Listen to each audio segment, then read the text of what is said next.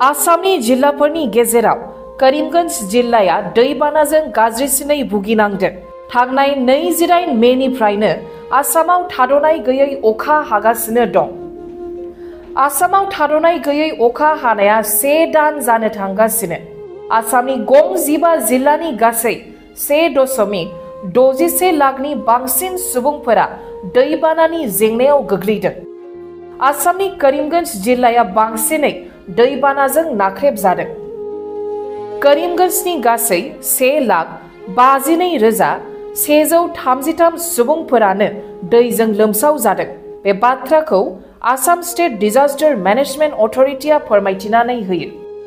करीमगंजआव दैबानानि जाहोनाव 1,378.64 हेक्टर आबाद हाया खहा जादों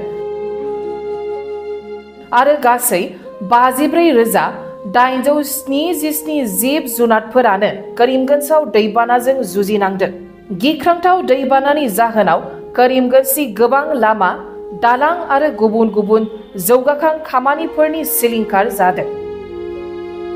आसामनि करीमगंज जिल्लायाव दैबानाया गाज्रिसिनै गोहोम खोख्लैदों।